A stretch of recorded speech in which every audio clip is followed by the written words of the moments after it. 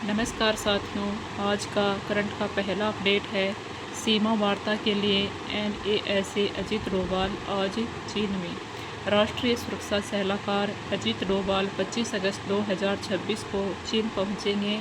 वे चीन के विदेश मंत्री वांग यी के साथ सीमा विवाद पर 25वें दौरे की विशेष वार्ता करेंगे। और अमेरिका और चीन के बाद भारत है वो दुनिया का तीसरा सबसे बड़ा घरेलू विमानन बाजार बन चुका है। अगला है, जयपुर में मुख्यमंत्री भजनलाल शर्मा ने जापान के प्रतिनिधिमंडल के साथ बैठक पर उद्योग व निवेश को लेकर चर्चा की। जापान के प्रतिनिधिमंडल के साथ अगला है, वर्क फ्रॉम एनीवेयर इंडेक्स में मुंबई इकलौता भारतीय शहर है।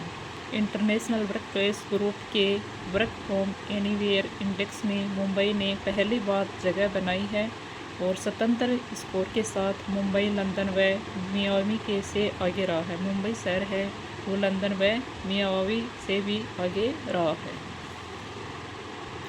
अगला है, सुप्रीम कोर्ट ने पश्चिमी राजस्थान में बांडी, जोजरी और लूणी नदी में प्रदूषण को लेकर सख्त आदेश दिए हैं। और नदी के 100 मीटर तक सभी निर्माण और 500 मीटर में उद्योगों पर रोक। नदी के 100 मीटर का जो क्षेत्र है उसमें निर्माण और 500 मीटर में उद्योगों पर रोक लगा दी है। अगला है, तमिलनाडु में महिलाओं को 3 LPG सिलेंडर फ्री। और तमिलनाडु के CM सी जोसेफ विजय ने महिलाओं को 3 मुफ्त LPG सिलेंडर देने की घोषणा की है। अगला है, 2025-26 के राजस्थान के बेस्ट क्रिकेटर्स की घोषणा की गई है। इसमें मीडियम पेसर अशोक शर्मा को सीनियर कैटेगरी में और कुशागर ओझा को जूनियर कैटेगरी में और सिफान खान को सब जूनियर कैटेगरी में अवार्ड के लिए सेलेक्ट किया गया है। मीडियम पेसर में अशोक शर्मा को सीनियर कैटेगरी में और कुशागर ओझा को जूनियर कैटेगरी में और सिफान खान को सब जूनियर कैटेगरी में अवार्ड के लिए सेलेक्ट किया गया है। इन तीनों को 6 सितंबर को मथुरा दास माथुर की जन्म तिथि के अवसर पर राजस्थान के बेस्ट क्रिकेट अवार्ड से सम्मानित किया जाएगा। अगला है, VTO कार्निवाल में उमंग उत्साह है। डीलर्स ने परिवार के साथ लिया आनंद। और ये कार्यक्रम है वो जयपुर में आयोजित किया गया। Veto carnival Chaudhary Kanharam paradise Mansarovar में वीटो कार्निवाल आयोजन किया गया।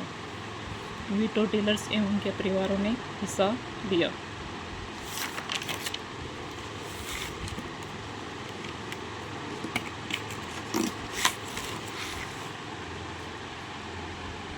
अगला है, UPI यानी यूनिफाइड पेमेंट्स इंटरफेस के 10 साल पूरे हो गए हैं। वित्त वर्ष 2016-17 में 0.07 लाख करोड़ के लेन देन हुए थे, जो 2025-26 में 314 लाख करोड़ हो गए। 10 साल में 4000 गुना इजाफा। 21 बैंकों से शुरुआत, अब टोटल बैंक जुड़े हैं 741 और 11 देशों तक पहुंचा UPI। Bhutan, Nepal, Singapore, UAE, France, Sri Lanka, Mauritius, Qatar, Cambodia, Greece और मालदीव में UPI स्वीकार्यता या रेमिटेंस की सुविधा है। अगला है, राजस्थान पोलो क्लब का 1 सितंबर में जयपुर से पोलो सीजन का है वो आयोजन किया जाएगा। 1 सितंबर से 25 अक्टूबर तक राजस्थान में पोलो सीजन का। अगला है, जयपुर में खेल दिवस पर SMS स्टेडियम में होंगे 6 खेलों के फाइनल। इनमें 6 खेल वो हैं handball, volleyball, kabaddi, basketball, hockey और रस्साकशी के मुकाबले होंगे। अगला है, नेशनल मास्टर्स तैराकी 11 सितंबर से हरियाणा के बहादुरगढ़ में आयोजित होगी।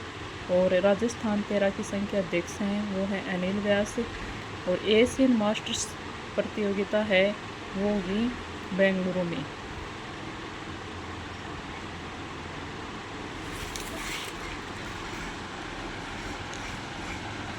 अगला है, अमेठी के कोखा में भारत रूस की संयुक्त company Indo Russian rifles private limited ने 100% स्वदेशी AK 203 शेर का फायरिंग ट्रायल पूरा किया है। भारत और रूस की कंपनी है Indo Russian rifle private limited ने 100% स्वदेशी AK 203 शेर का फायरिंग ट्रायल पूरा किया है और सितंबर में इसके प्रोटोटाइप का सेना परीक्षण होगा। और इसका मूल डिज़ाइन रूस की है, लेकिन करीब 50 मुख्य हिस्से, 180 सब कंपोनेंट और कच्चा माल भारतीय उद्योग से मिल रहा है। यानी राइफल का निर्माण भारत में ही हो रहा है, सिर्फ असेंबल नहीं। AK 203 क्या है? यह क्लास्को की 7.62 × 39 मिमी असोल्ट राइफल है।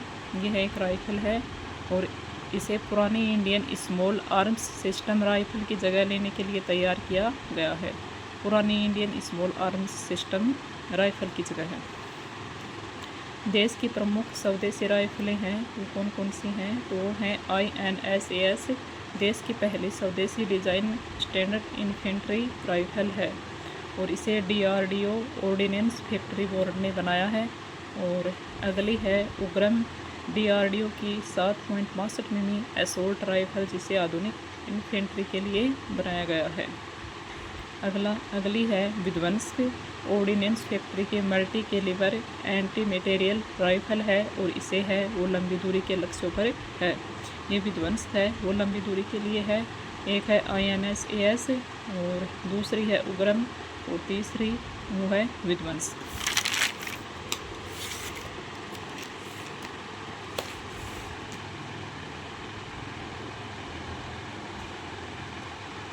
चौथी है वो SS डिफेंस T-72 निजी कंपनी स्वदेशी बैटल राइफल जो NATO कैलिबर पर बेस्ड है। अगला है विदेश व्यापार महानिदेशालय ने गेहूं, आटा, मैदा और सूजी के निर्यात पर प्रतिबंध तत्काल हटाया है। कौन कौन से गेहूं, आटा, मैदा और सूजी के निर्यात पर प्रतिबंध? अब ये मुक्त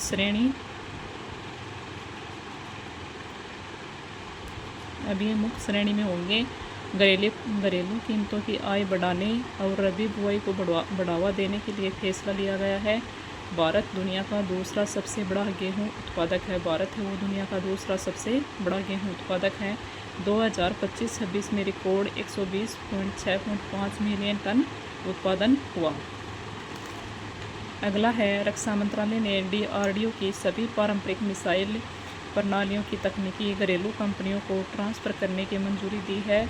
इससे निजी क्षेत्र आकाश, अस्त्रा और नाग मिसाइलों का देश में ही निर्माण कर सकेगा।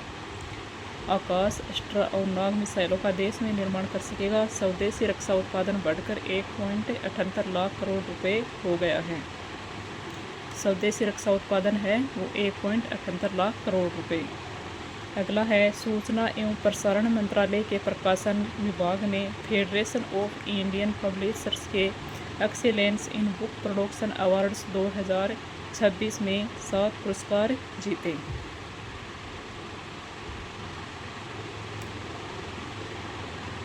सूचना एवं प्रसारण मंत्रालय के प्रकाशन विभाग ने फेडरेशन ऑफ इंडियन पब्लिशर्स के excellence in book production awards 2026 में 7 पुरस्कार जीते। इनमें 4 द्वितीय और 3 तृतीय पुरस्कार हैं और भारत 2026 हिंदी और योजना को द्वितीय, जबकि धरती की सेहत को तृतीय पुरस्कार मिला है।